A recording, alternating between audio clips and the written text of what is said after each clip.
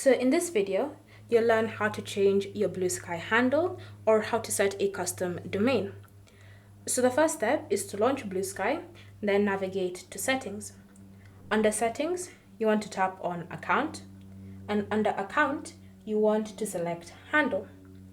So if you want to change the handle, then you just come to this section labeled New Handle, and then you want to type in what you're going to be using.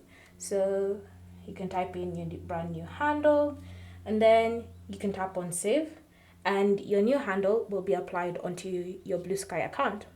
However, if you want to set a custom domain, so you want to switch from Bluesky to a different one, then again, tap on Handle, and then choose the option, I have my own domain. And then from here, you want to enter the domain you're going to be using. And then you want to go through this list and customize it to your liking.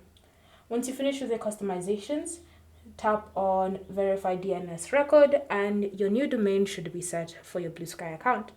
Alternatively, you can always just choose to go back and stick with the Bluesky domain that you already have by default.